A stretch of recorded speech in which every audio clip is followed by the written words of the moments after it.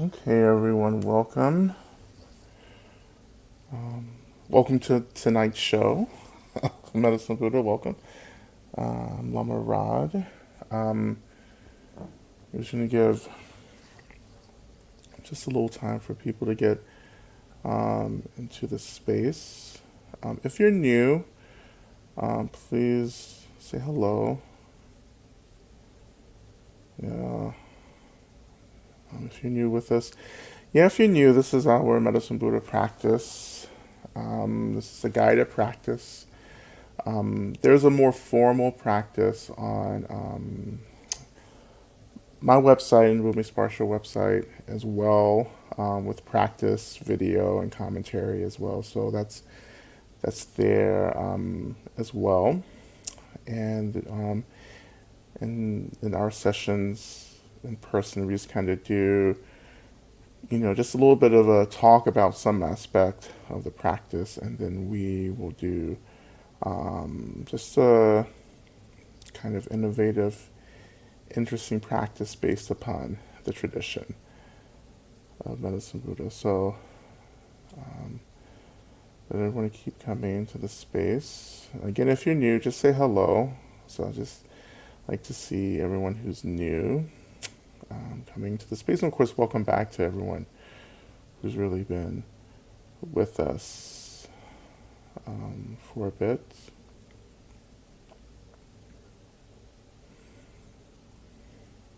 And also, prayer requests. If you have any prayer requests,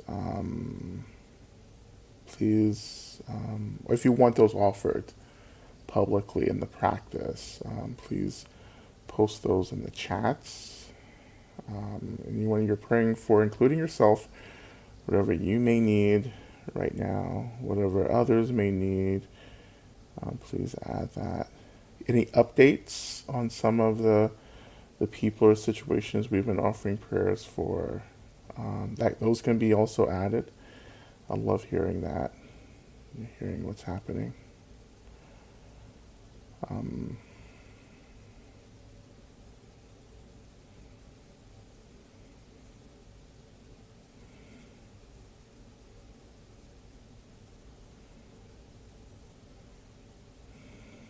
okay, there's some new people. Great. Welcome, welcome, Christina.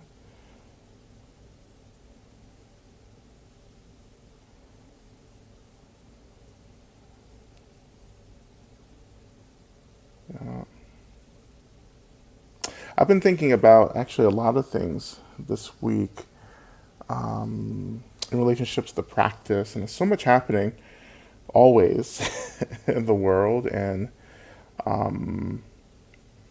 so, this month, June, for those, well, I guess it's, June is International Pride Month.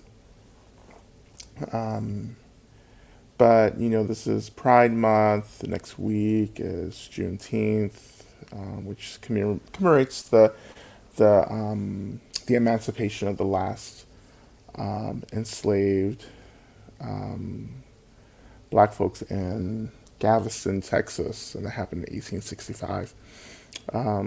But Juneteenth or June 19th is a celebration, which this year I will be doing nothing for in accord with the tradition of Juneteenth. I will not be doing anything, um, which is wonderful. But it's, Pride Month. It's a lot of freedom. And, of course, our pride emerges from Stonewall 1969, where at the Stonewall Inn in New York, um, in June 1969, um, um, the everyone at the bar, the club, led by transgender women, particularly um, transgender women of color, um, really just kind of acted up. They fought back. The police were regularly raided clubs like that back then. You know, there were so many laws against any expression of queerness. Including what we would call cross-dressing, right? There were so many laws against that, and so everyone kind of gathered in these places, which were, not that safe, but they were still places to gather, and of course they were still targeted. And then one day, everyone was just like, "Fuck it," right? Um, so much of liberation struggle begins with people just saying, "No, no more," you know. I can't do this. I can't take that. I can't follow this law anymore. No matter what happens, I am not doing this anymore. And that inspires. It's a trigger. It inspires so many. It inspires people, right? It gives people an example of what it means. Um, Pride was a riot, right? It was a riot. Um, and um, and there's something that's actually quite healing in a riot. Um, in that kind of expression, of emotion. I think it's important to understand, what it costs to get free sometimes, what the cost of freedom is, that sometimes to get free, definitely socially, but also ultimately, you just have to act up. You have to get messy. You have to get unruly. As I love to say, you have to get sassy. You have to get sassy. You have to start talking back. I'm really, I am grateful to come from a community and a family where, people were just sassy, you know, and that's how I learned to be in the world. And of course, I rely on that every day. Um, in this role as a teacher, as a black queer, Dharma teacher, um, that have to rely on that kind of acting up, every day, that sassiness. It's incredibly important. Um, that's the work. That's part of the work to get free is acting up, disrupting, you know. Um, and it's not comfortable either. It's not comfortable. It's not fun. It's not glamorous. It's scary, right? Um, it feels unsafe. Um, and I also think about the risk taking aspect of this as well. You have to take risks to get free. You have to do things that you never thought you would be doing because you have to do it now. Like you have to do things, at least for me, I found myself and I continue to find myself doing things that no one else is doing. You know, um, Engaging in practices or being a part of lineages or studying with certain teachers or whatever that like no one I know does that, but I have to do it because that's what my particular path of freedom has called me to do. And as you get deeper um, into these paths of liberation, both social liberation, ultimate liberation, right, which is radical dharma. As you get deeper into these paths, you will be called to do things that will take you so far out of your comfort zone, so far out of things that seem familiar to you. Um, and sometimes you look around, there's no one around you as you're making these choices. It doesn't mean you're making the wrong choice, but it does mean that you're probably making a choice that is about you and your particular needs around freedom. You know, and we've talked about freedom a lot, in these past. So if you're new, I encourage you. You can just go back and watch the first 20, 30 minutes of each video in this series, since we've been on Crowdcast, to get a sense of some of the conversations that I've been having around freedom and what freedom is. Um, and of course, I remember always our ancestors, and freedom struggles. I remember my queer and trans and gender nonconforming ancestors, right? I remember, my indigenous and black ancestors, and all ancestors who were making choices to be free because they created the causes and conditions for me to be here as a descendant. We are all descendants of our ancestors, and we're also in training to become ancestors. There's a cycle. There's a cycle here. That as we recognize our descendants, we're also recognizing our our becoming ancestors at the same time. You know, and then we'll pass, into fully into our ancestry, right? And then we come back, like we begin to prepare to come back into this particular plane as descendants, you know. Um, for those of you who joined me um, on Friday night, and Saturday, the Buddhist Peace Fellowship, we hosted, we collaborated together, and we hosted the Dharma of Pose, which was looking at the teachings of the series Pose, which is about the ball scene, which happens all over the world now. Um, and on Friday, I kind of led this practice around like the gifts of the ancestors, right? Like what are the ancestors trying to give us? I mean, like the good things, because there's transhistorical trauma and so forth. That's also part of what's being gifted, but also there are other things like courage and love and compassion and community. That these are gifts that some of our ancestors are trying to offer us. So when I think about this month, when I think about, for me, Juneteenth, and when I think about Pride, right, and the roots of these commemorations, I think about, what the kind of fear that my ancestors, our ancestors, had to face in order to do the things that created the conditions for us to be here right now, to have the freedoms, the social freedoms that we enjoy, and also the spiritual lineage and all of the work that my spiritual ancestors have done, which includes Buddhas and Bodhisattvas and deities like Medicine Buddha, right? Um, the lineages, that I emerge out of, the work that these great practitioners have done in the past to create this path of ultimate liberation, along with my ancestors who created this path of social liberation, coming together, coming into union, right, to create this ultimate social path of liberation, that we're bringing both of these together. So, that one is also being practiced in conjunction with the other. So as we're practicing ultimate liberation, we're also practicing social liberation as well. Um,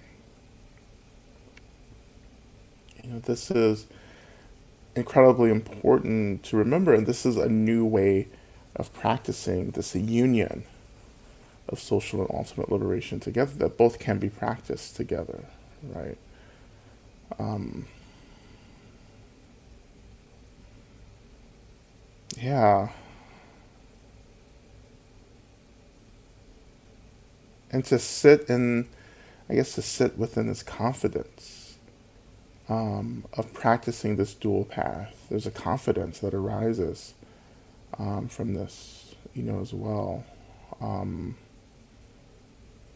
and it always has to be both. Moving forward, it has to be both, you know. Um, yeah, this is so, um, there's so much to the struggle, right? To this fight, to the messiness of it all, as well. That it's incredibly rich. It's incredibly generative, as well. Um, that there's this well, at least for me, I would say that in terms of queer and trans history and liberation struggle, there is this truth, reality, or path that really says that like there's liberation within the dark places that we find ourselves in. You know, there's liberation in the darkness, which is a, very much a tantric teaching, right? You know, that darkness is an expression of the light as well. And that tantric practice, and also believe queer culture, it's offering us the tools and the methods to make that journey into the darkness, into the heart of darkness, right? Into the heart of darkness, um, in order to understand what that really is. You know, um, when you first approach tantric practice, or images and so forth of tantric practice and Vajrayana practice, there's a lot of like really dark things. You know, um, like I'll just show you as an example. Like here is my example of Kali. This is one of my first Kali statues. It's also my favorite Kali statue. And the story of the statue is when Lama Justin and I were in India last year, actually as the quarantine was starting, we were in India and we were in Varanasi, um, which is of course on the Ganges, the iconic Varanasi that many people, when they think of India, they actually think of Varanasi, just the river and like this ancient kind of settlement along the river, the ancient temples and buildings and palaces. So we were there and we went into a shop of a statue maker, a family of statue makers. And he saw the statue first and he was like, "Oh, I'm gonna get it." And I was like, "Oh, I hope you don't get it." I didn't have, I didn't want to ask him to like let me have it. But I was just like fiercely praying that like he would lose interest in this statue because I really, really wanted it. And of course, prayer works because he actually found another larger statue of Kali that he ended up getting, and so I was able to play it off and pretend like, I'll just accept this, but I ended up buying it and getting it. So when you look at images like Kali, look at it a little more, Kali, there's a lot to say about Kali, and I don't want to get too much into it, but she represents um, this fierceness, right? And the blood and everything. Yeah, and there are roots in that relate to the different practices in Southeast Asia, but like what she represents for me, she reflects back to me my fierceness, right? The fierceness that I need in order to be in a relationship to the darkness. That the darkness can actually be, again, a function of light, of clarity, right? And Kali is very much related to time, so she is about timelessness. She connects us to the non-linear and non-conceptual expression of who we are, which is very fierce, right? She severs our fixation into ego and then propels us into this non-fixation, timelessness experience, which is seductive and really intense and really powerful, and it's training us to be in relationship to the essence of who we are, right? And that's the power of Kali, the fierceness of Kali, of the mother Kali. But so when you see images like this, of course, Medicine Buddha is very peaceful. We call that a peaceful, representation. But when we see wrathful representations, we're seeing the energy of the energy that we need in order to get free, to get real free, you know. And not all of us are ready for this, right? Not all of us are ready for Kali. Yeah, matter of fact, not all of us are ready for Medicine Buddha, but not all of us are ready for the way in which the mother becomes this force which is the union of truth and love together. We're not ready for that because we're so much more comfortable in delusion and samsara. But when we pray to Kali, I'm not thinking the same way we pray to any deity in tantric, pantheon, but when we pray to Kali, we're praying to be removed. We're praying to be severed. In the same way Cha works, right? For those of you who are practicing Cha, right? It's the severance. We're being severed from this attachment to this sense of self. And once you get severed, then you're turning into the space, right? Which is, I think we talked about this last week. When you start turning into the space, you're having to confront the terror of space and the potentiality that we have to give up our fixation to self, which has seemed very comfortable, which has seemed like home to us. We have to let that go and turn into the space and beginning to embody space, to become space itself.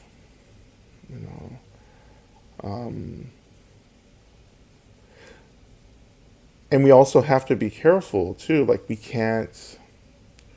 it's hard to pray for things that we're not, well, it's, we have to be careful in understanding what we're ready for, right? You just can't be severed instantly without practice to hold that severance, right? Because if it goes too quickly, then the result will be trauma. You'll accumulate trauma, right? So we're slowly building up, we're slowly practicing in spaces like this, like what we're doing in Medicine Buddha. These are just these trainings to prepare us, to prepare the ground, and to help us to experience these fuller things around, these fuller experiences of space, right? And to love Kali, is to become a lover of space itself, of wide open freedom, right? To love the mother is to love space, right? To love God is to love the space and the freedom, When we have the space, we will experience, less violence, or less. We will experience not performing or creating violence, right? Because we'll experience that spaciousness, and the spaciousness is when we experience the happiness, the contentment. We experience more joy, right? And within that space, as I've said before, it's not that the trauma disappears, but the trauma just gets a space.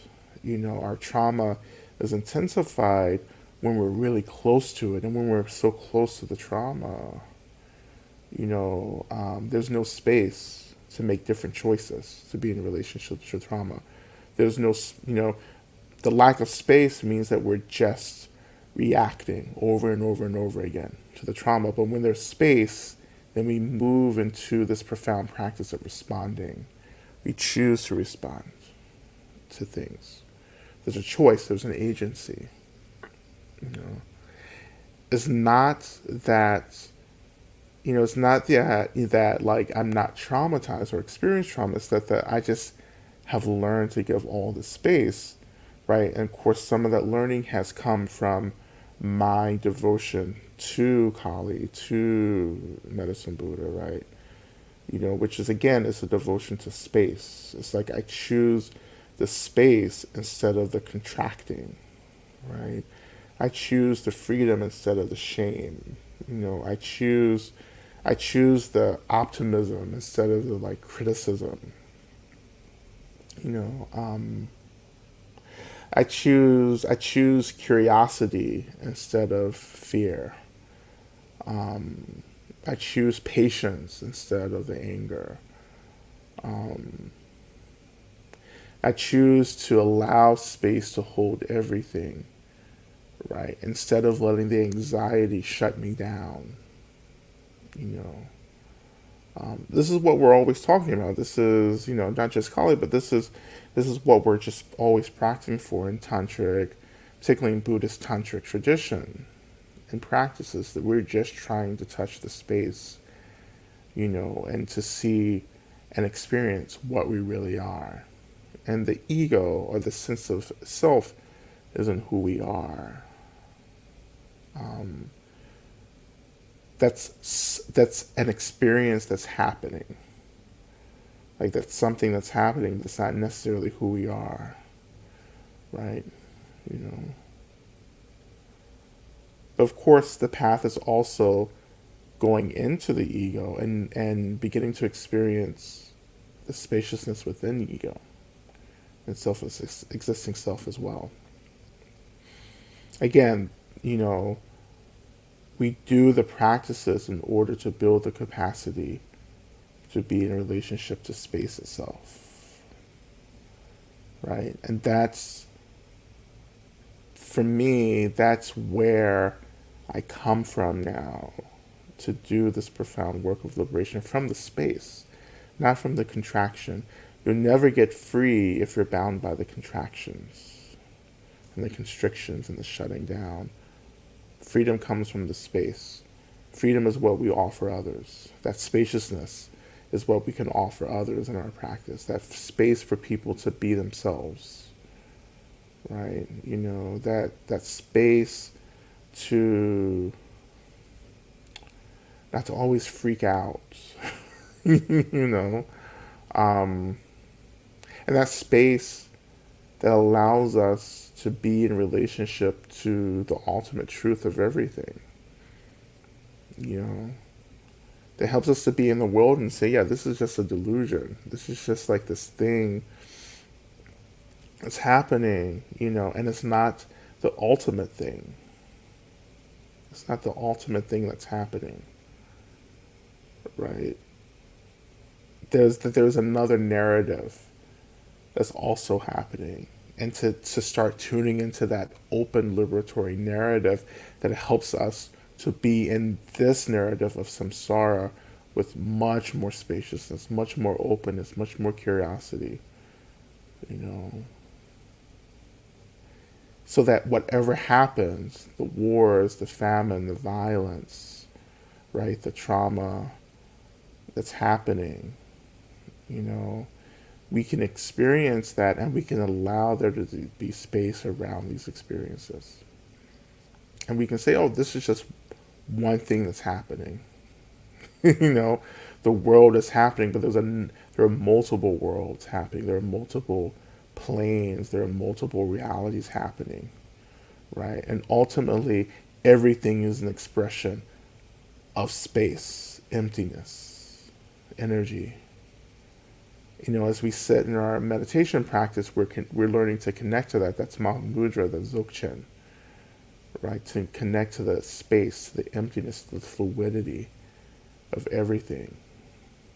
You know? And that's what I mean by consuming. Like consuming the chaos.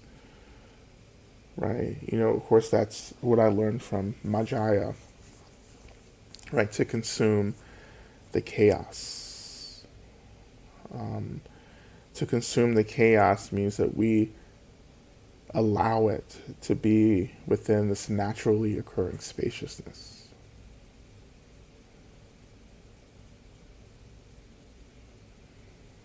And space will always be this concept, right? Space will always be this thing that's really hard to understand, and the conceptual mind can only do so much.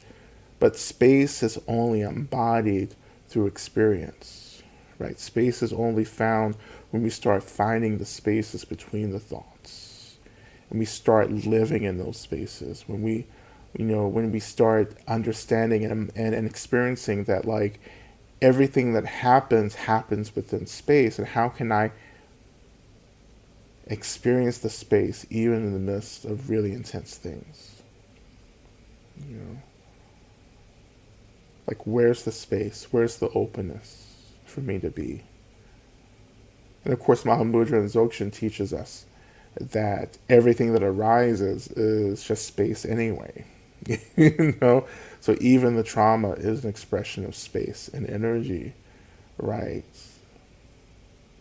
That over time, once you become a really, really, really advanced practitioner, like, you can dissolve, as we've done before.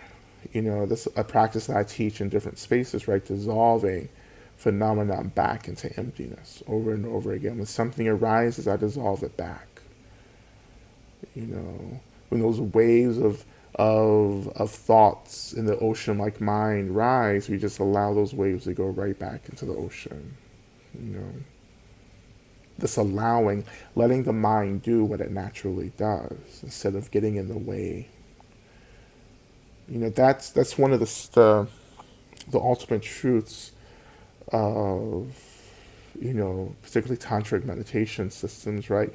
It's allowing the mind to do what it does and getting out of the way, and not feeling as if we have to react to everything. Letting the waves of thoughts arise, letting them fall back into the vastness of the ocean like mind. Over and over again. And it takes practice. This is years of practice, right? Years of practice. And of course, my teachers would tell me this at the beginning of my practice, and I would just be completely confused because I had no idea what that was like. But then I decided to really invest in figuring out what that was, you know. And it meant just practicing over and over and over and over again, over and over and over again until I got sick of it. And then things begin to open, experiences begin to blossom, right? And you're like, oh, that's what they were trying to tell me, you know.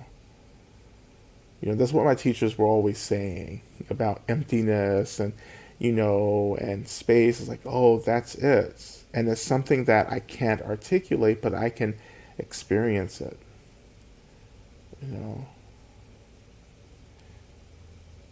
Right? That's the true nature. That's the Buddha nature. That's basic goodness. That's all the stuff that we're talking about, right? Um, just becoming the space. And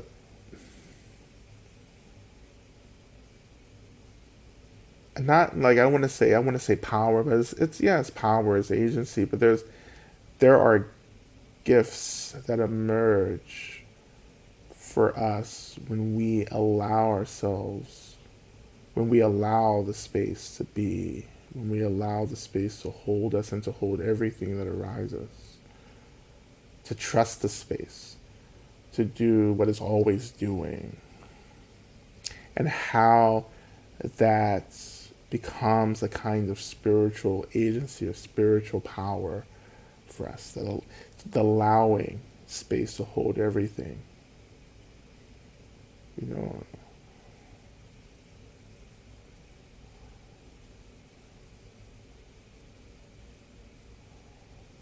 And that's where, and of course, that's the root of the Medicine Buddha Tantra. That's the root of healing. It's the root. That's balance. The Medicine Buddha is about balance, right? It's about equanimity, right? And once we touch that into that balance or that equanimity, and then allowing whatever should happen to happen, whatever healing emerges from the equanimity, you know, from the ways in which we're able to allow anxiety, fear, depression to dissolve over and over and over again in the emptiness, and that openness that arises that begins to hold these experiences much more, and that begins to take so much labor. It cuts through all this labor that we're exerting to hold everything. We're not holding it, we're allowing space to be present. That's where our energy should be, allowing. Of course, that allowing means that we're disrupting the reactivity to everything.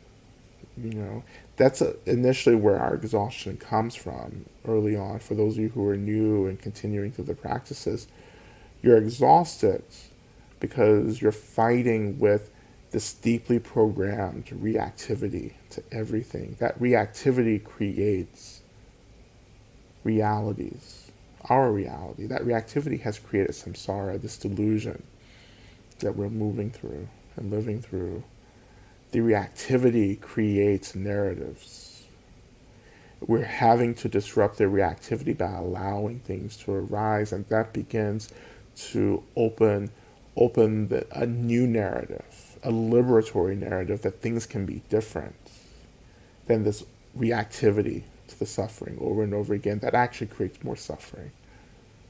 You know, that disruption of reactivity also means that we enter into a space of experiencing, that we begin to experience all the stuff that we haven't experienced because we're distracted and reacting. There's so many of us who are just filled with pain, filled with suffering, right? And we will never be able to touch that because we think that reactivity is what we should be doing to get away from the suffering. But in fact, the path of liberation is to go into the suffering, to go into the pain. And of course, to know that like all of us are in different places around this, so we have to be careful, of course, about how we do that.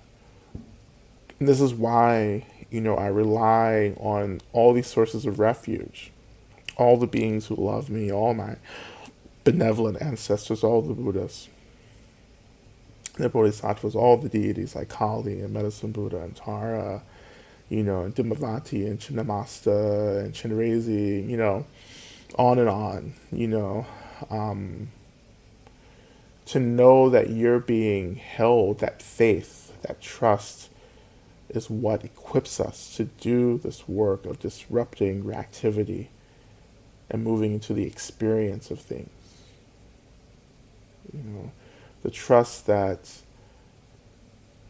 there's the trust that there are beings holding me, and then the faith that we have to create, the faith that we have to build, in these beings, which doesn't, for some of us, is very natural. For the rest of us, maybe not so natural. For me, faith was something that I had to work on. It wasn't natural for me. Devotion wasn't natural, right? But over these years, it's become so imperative for me, the faith, that they're just like, I'm just a person of faith. I'm a person of belief. That belief has come from data that I've collected, in times, where I have allowed myself to trust and have felt that holding,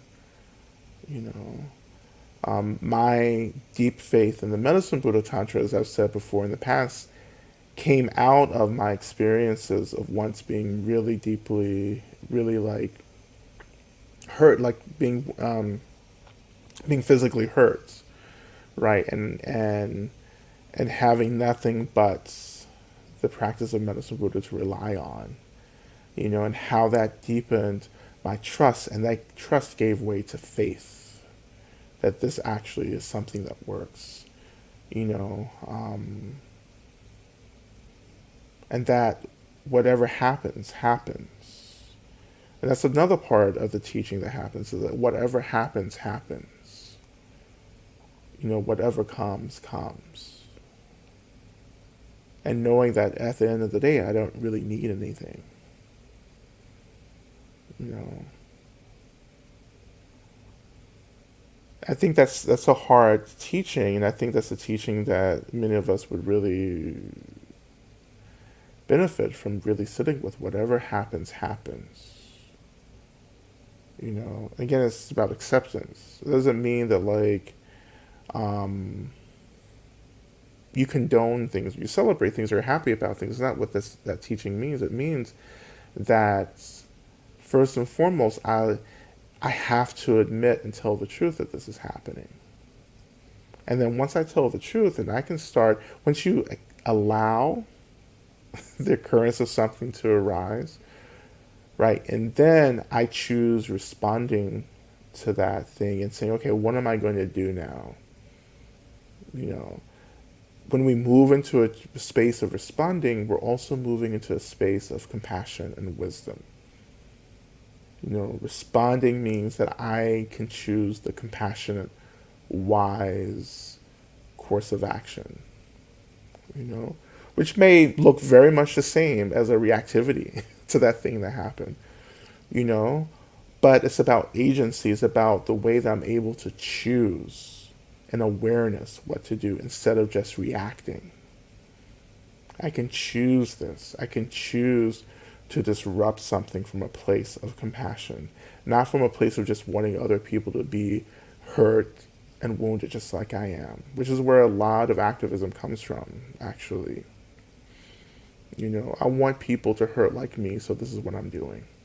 I need you to know what it feels like to be a victim of this, right? And that's not liberatory at all, you know.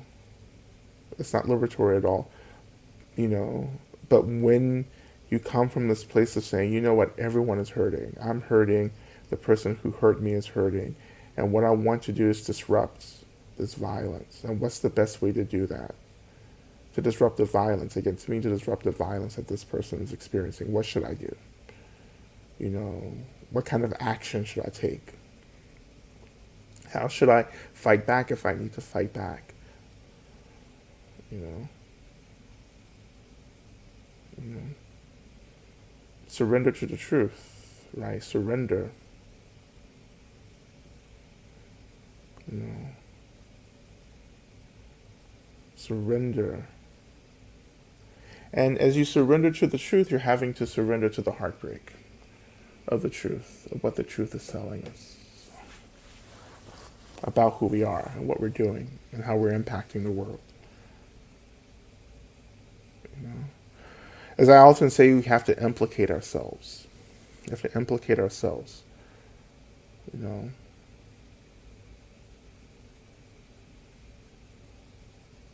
So, once again, I have talked too long. Um, I want to really move us. I want to do a little bit of earth grounding practice through Medicine Buddha tonight. You know, um, and then maybe like kind of come back to the practice we've been working on the past 2 weeks, which is kind of like this like flowing practice of letting things flow through us down into the earth. But we want to begin, you know, with a little bit of earth based practice first. Of course, we'll get into the mantra and so forth. We'll probably go to about 8:15 tonight, just to let you know about 8:15. If you can hold on, um, okay. And we'll get to the prayer requests as well once we get into the practice, or actually maybe before. We'll see. But let's begin. Let's start moving into our practice. Um, and again, always allowing yourself to come into a position that feels appropriate for practice. You know, no one can see you, so do whatever feels appropriate for you. Lying down, standing up, whatever.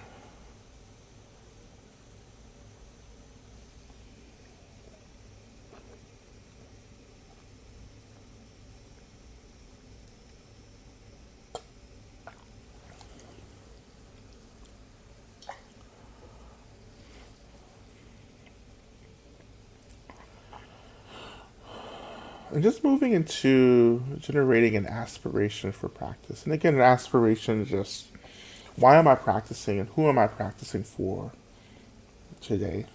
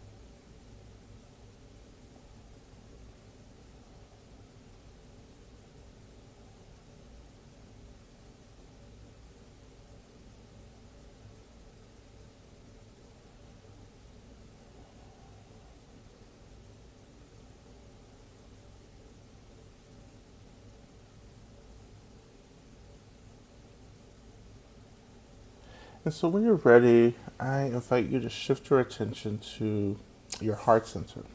Just bring your attention right into the heart center. Just allowing yourself to breathe in and out of the heart center.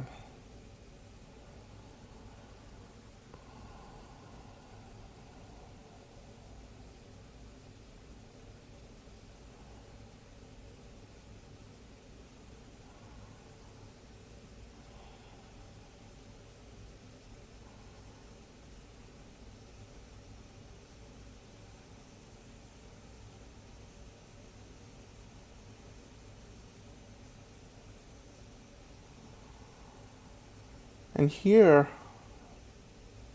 let's begin to really generate and spark the energy of gratitude.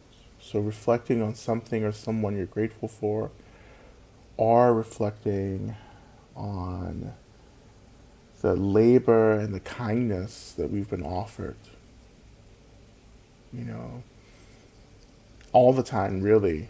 And this labor and kindness from people and beings that has really been about our survival, our safety, our well being. That we would not be alive if it were not for the labor and kindness of countless beings. Nor would we enjoy the things that we enjoy without the same labor and kindness from others, including our ancestors.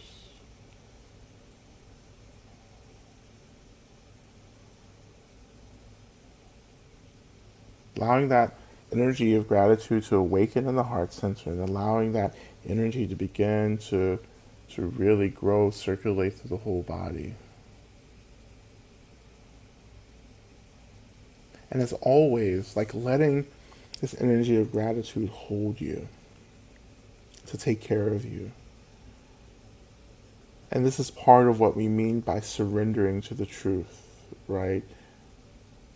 And this is part of the truth that I would not be here if it wasn't for the support of countless beings.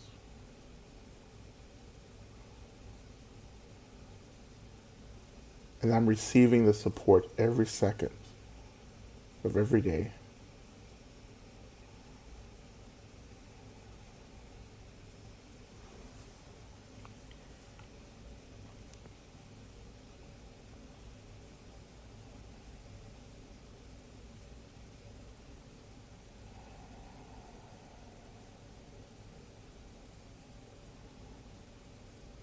Just a few more moments, just working with this gratitude.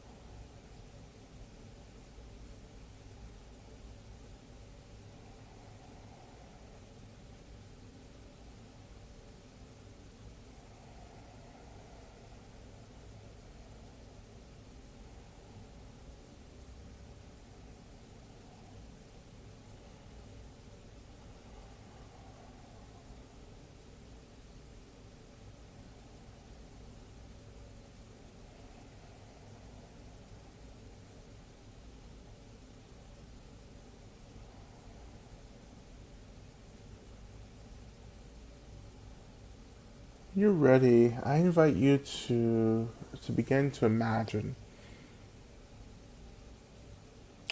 your circle of care, or your homecoming circle, as I call it.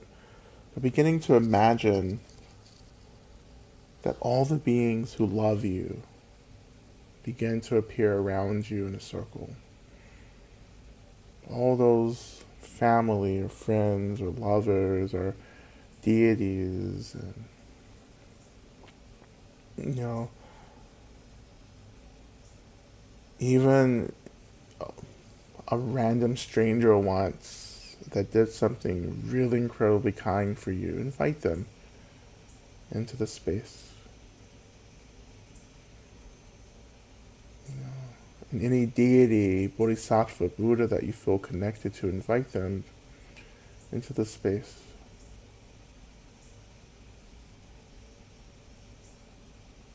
And any guides or protectors, inviting them into the space as well.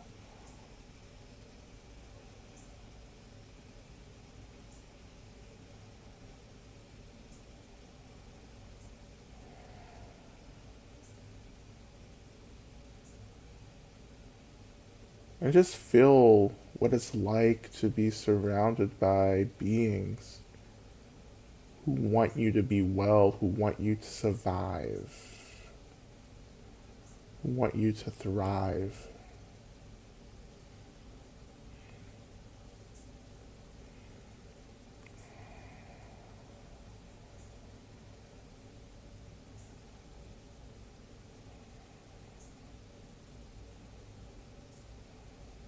Even inviting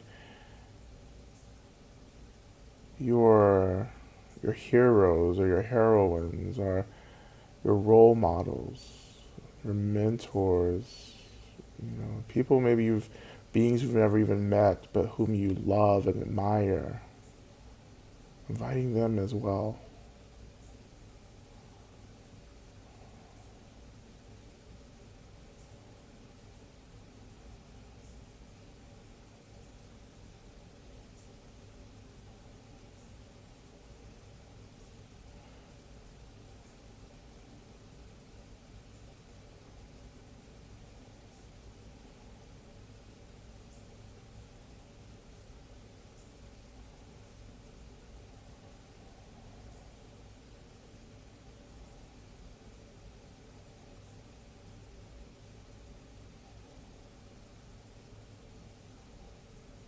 Right? And then beginning to just reflect on and experience the love that you have for these beings you've gathered around you.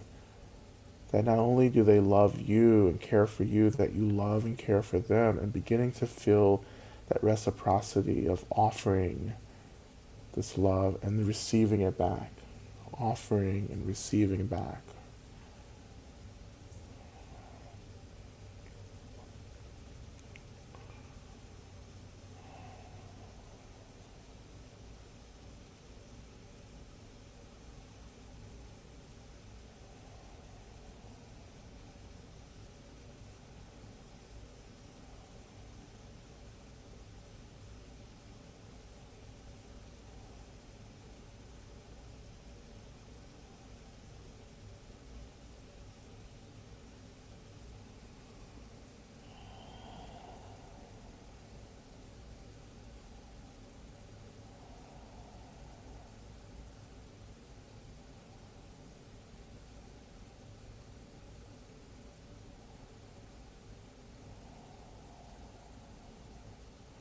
And then imagining that we begin to receive this radiance of care and love, this energetic radiance from our benefactors around us, that it begins to fill the circle around us. And maybe it's like light that begins to fill the space around us. Maybe it feels like warmth. Maybe it feels like the density of energy, just pure energy itself, or whatever, however you begin to resonate with how your benefactors, your loved ones around you are beginning to radiate love, just connecting to that.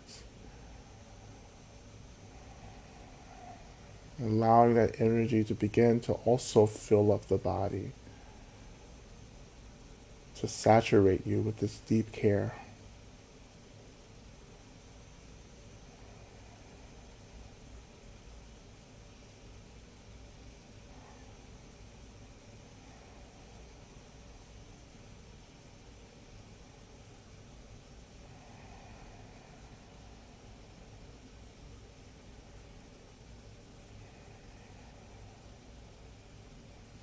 And our bodies are being filled with this energy of deep care.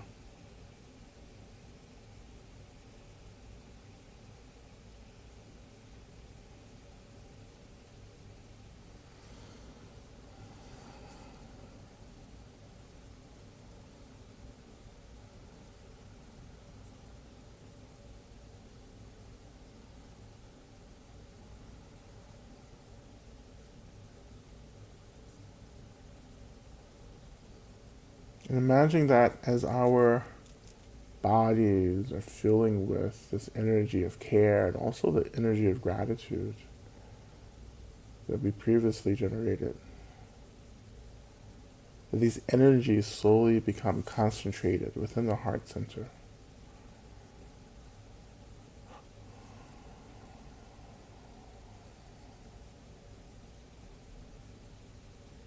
And if you're able to really be with the breath right now,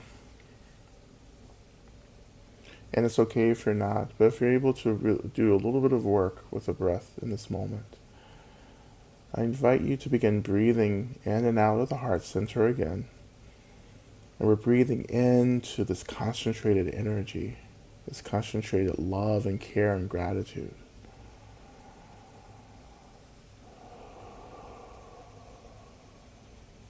Allowing the in-breath to really deepen and feed this growing energy in the heart center. And as we exhale, doing an internal exhale. So imagine that as we exhale this energy, we're just exhaling into the body itself. Instead of imagining exhaling out, we're exhaling in the body. So we're breathing into the body through the heart center. As we exhale, imagine that this exhale is exhaling throughout the body. So the exhale is beginning to spread, circulate this intensified energy through the body.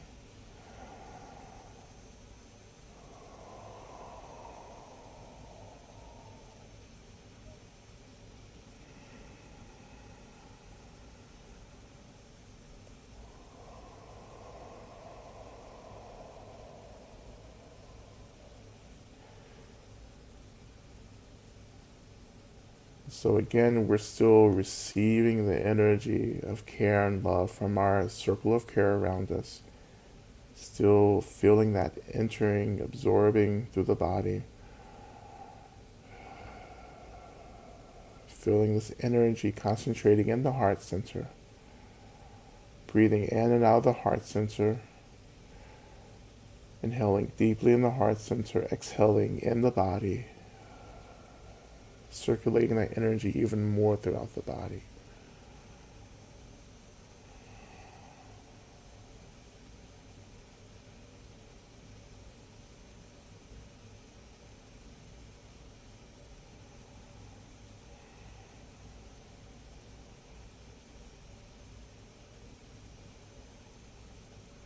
We're going to go a little further with the breath. And again, if you can't be with the breath, that's fine. Just stay with like just receiving the energy from your benefactors around you. If you're able to work with the breath, we're going to go just a little further.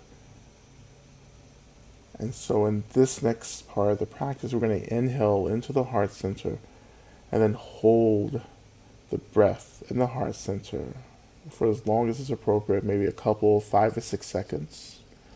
And as we're holding the breath, we're again deeply intensifying, we're deeply awakening, like we're jolting the heart center open, right?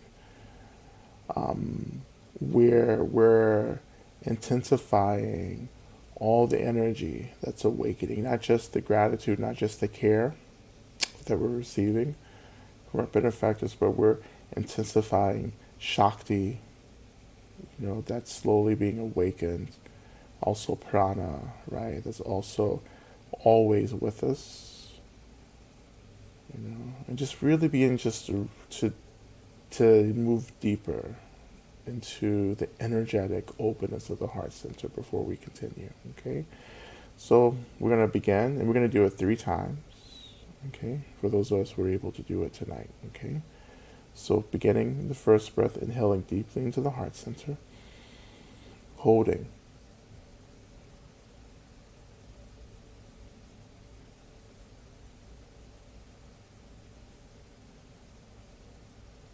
releasing when you are ready. So as you're holding, you're beginning to notice the intensity, maybe heat, maybe tension, right? You're feeling that pressure builds, but always just being as safe as possible, knowing what your limits are, right? Just going easy to begin with, okay? And so moving to the last 2 breaths at your own pace, okay?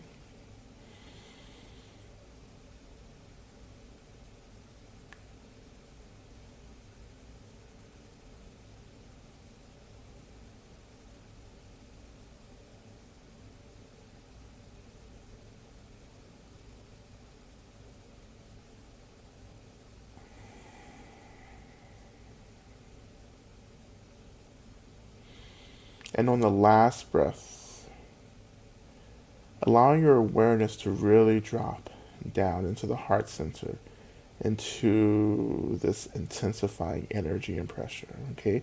Again, being very careful. So we're going to do it one more time. Inhaling in, holding, dropping your awareness down into the heart center.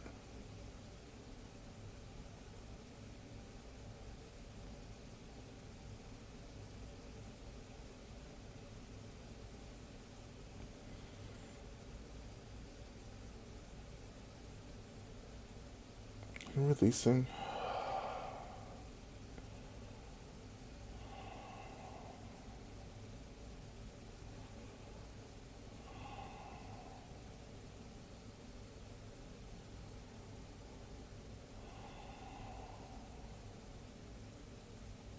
Now shifting attention to the space above your head again.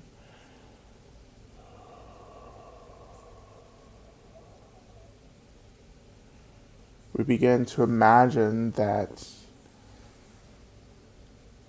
the expression of medicine Buddha that is most appropriate for us begins to appear above our heads. So this can be an actual visualization of medicine Buddha above our head. It can be the representation of a healer or a being whom we experience deep love from and care from. This could be a teacher as well. But I think the simplest way to do this is to just ask yourself, who is the healer? Or what is the healer? The healer who needs to be above my head right now. And just letting whatever experience happen, whatever image, whatever experience happens, just letting that happen. Whoever needs to appear will appear above our heads. And you don't have to have a clear picture of this being, but just having a sense that there is this loving, benevolent being above our heads is enough.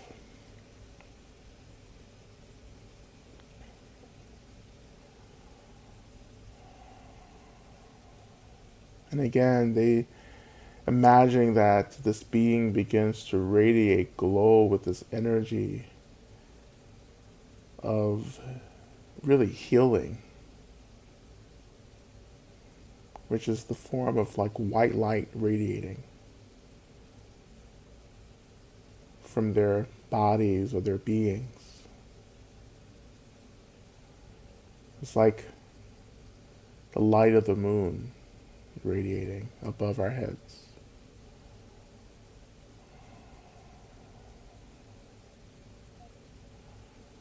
We begin to imagine, too, that this warm, white, radiant light begins to stream down from that being into the top of our heads, right, into the very top of our heads. And this energy begins to just really come down first into the heart center. So it's like it's slowly kind of flowing down into the heart center, filling our heart centers with this white, radiant energy of healing. And this energy begins to slowly actually fill up our whole bodies until we're filled with this white, radiant, glowing energy from our healer above our heads.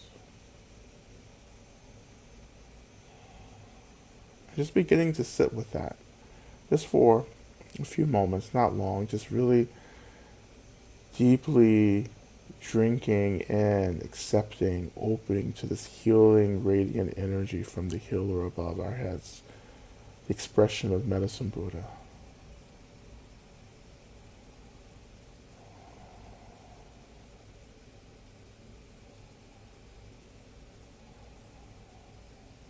And even in this part of the practice, we can begin to maybe connect to some of the things that we're struggling with, maybe some of the grief, the heartbreak, some of the woundedness, the pain and sadness that some of us are moving through.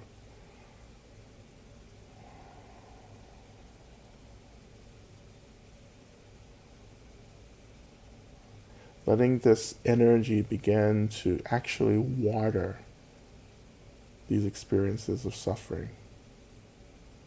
As if this energy from the healer, as it's moving into our heart center and throughout our body, is also being flowed into these experiences of deep discomfort.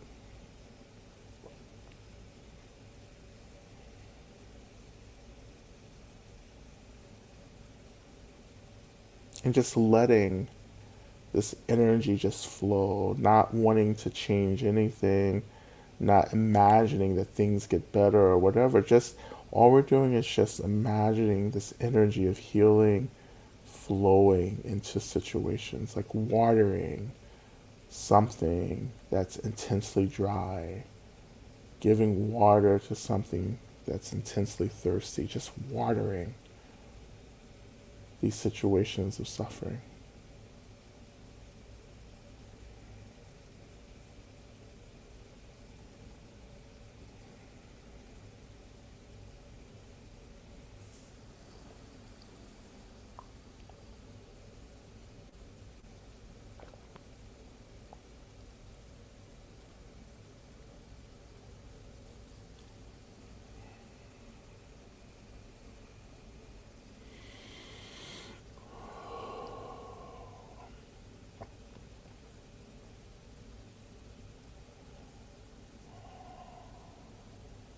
Just a few more moments.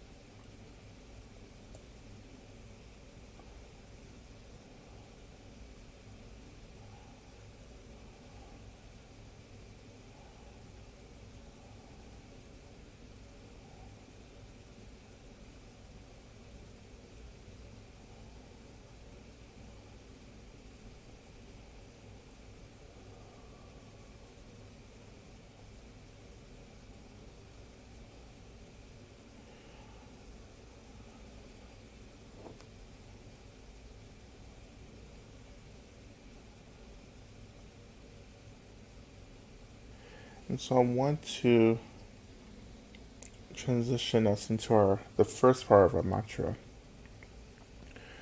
In the mantra, Medicine Buddha mantra, will begin to facilitate the steeping of energy.